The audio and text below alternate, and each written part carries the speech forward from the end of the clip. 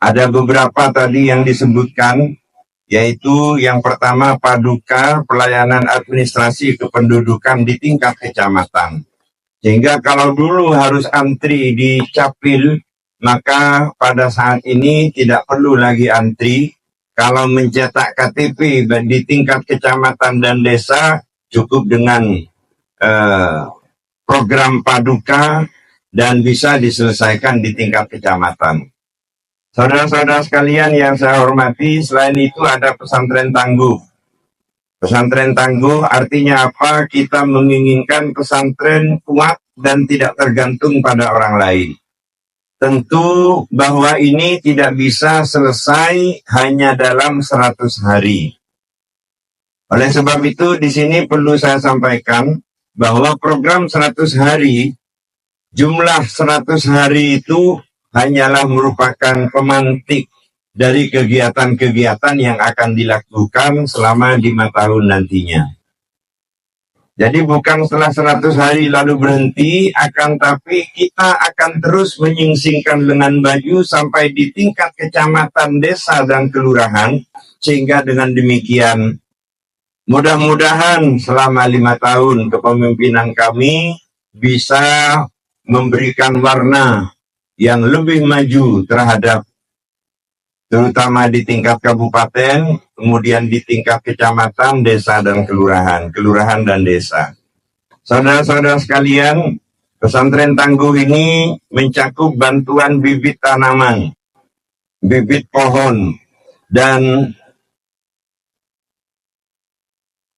mengatasi persampahan bagi pesantren, sekaligus kegiatan santripreneur melalui pelatihan pada para santri. Yang pertama diambil dari 20 pondok pesantren. Pada akhirnya kita berharap bisa merata.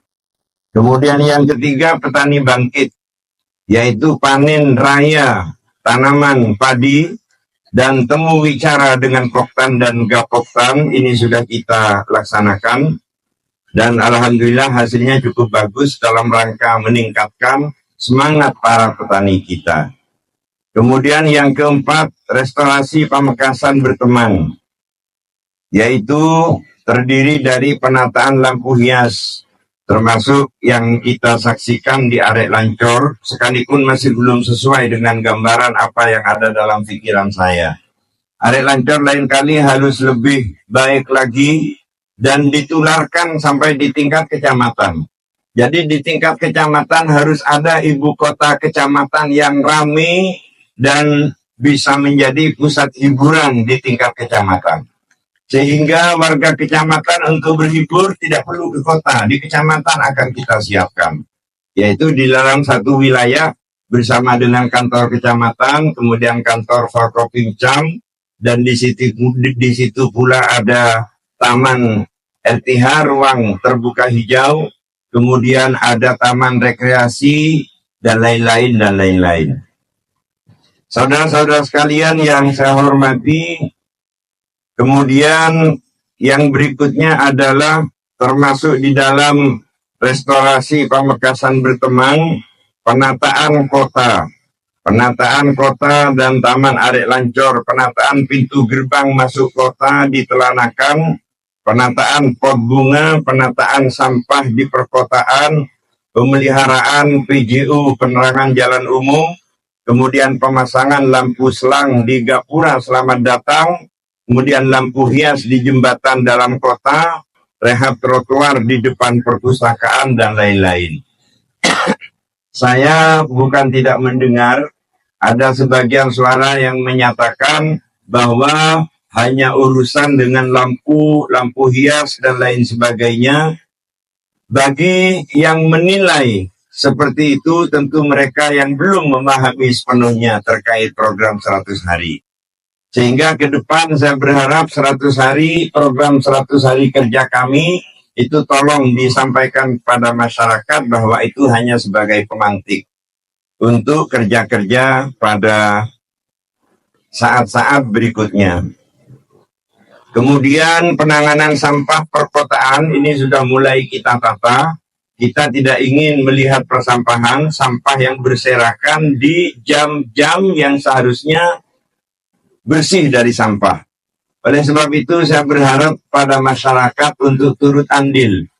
Minimal ketika melihat sampah bertumpuk difoto, dikirimkan kepada kami. Dan kami pasti akan menindaklanjuti.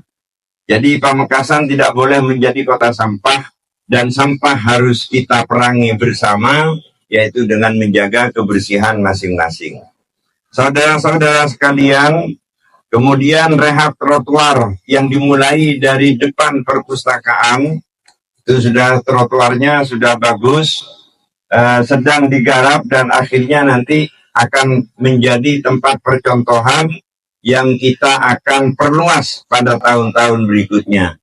Sehingga di Pamekasan tidak boleh ada trotoar yang sengsara, tidak boleh ada trotoar yang tidak tertata dengan baik. Bapak-bapak, ibu, saudara sekalian yang saya hormati, kemudian berikutnya penataan PKL. Penertiban dan penataan PKL, pemberian gerobak PKL, penataan PKL food colony, kemudian penambahan sentra PKL ketika dibutuhkan. Saya mohon maaf manakala misalkan dari petugas kami, kawan-kawan Satpol PP dan lain sebagainya mengadakan pemindahan ketika ada PKL yang tidak berada, yang tidak di tempat yang tidak seharusnya, maka Satpol PP bertindak. Saya mohon maaf yang sebesar-besarnya.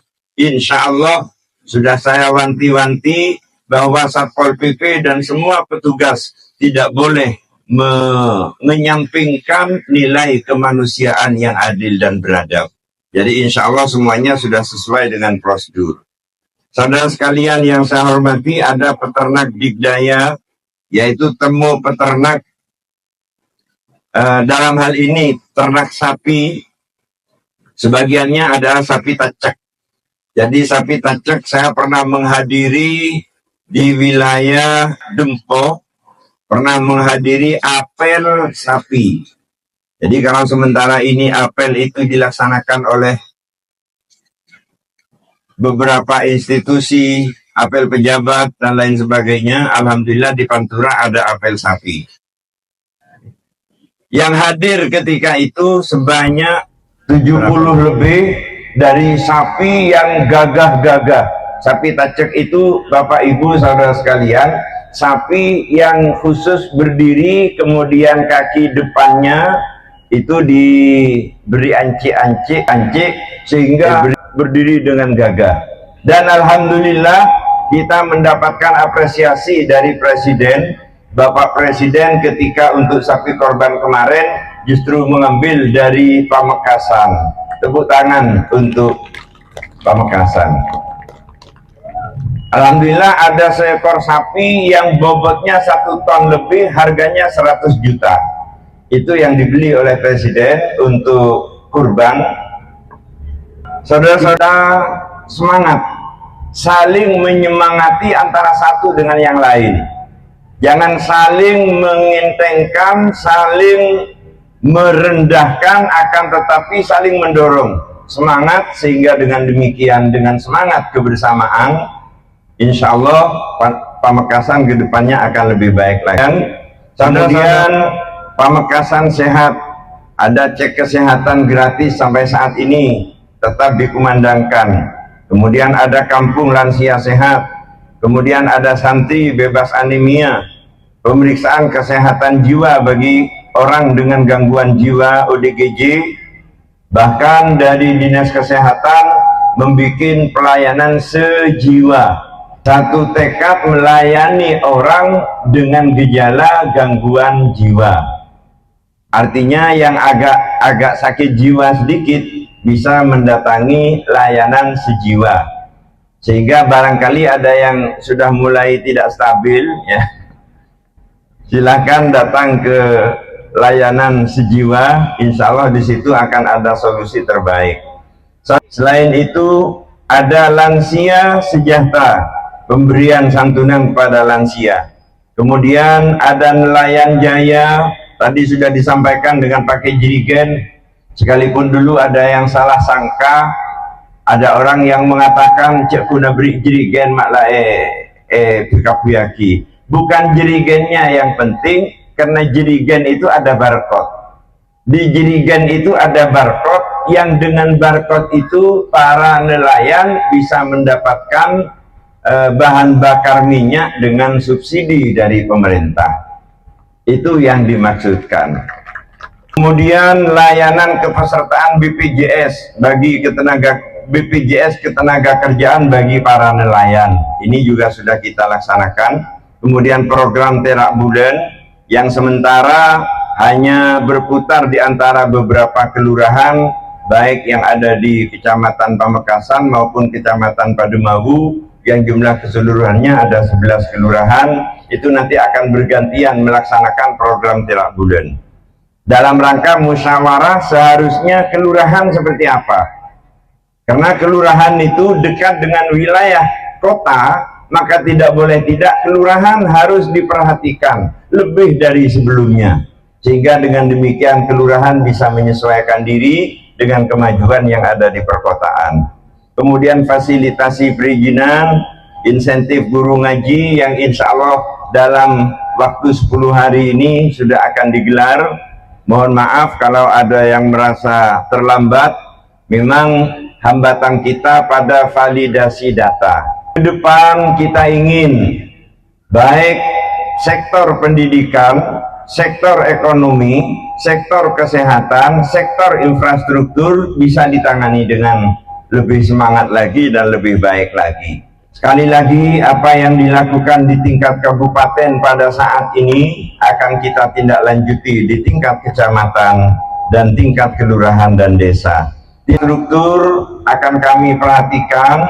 Kami mohon maaf kalau pada saat-saat ini kami tidak bisa memenuhi perbaikan infrastruktur jalan, karena ada beberapa anggaran yang kembali ke Jakarta dalam rangka menyempurnakan program nasional yang tentunya dipandang lebih penting dan harus mendapatkan prioritas. Yang terakhir yang perlu kami sampaikan, bahwa pembangunan ini adalah tugas bersama.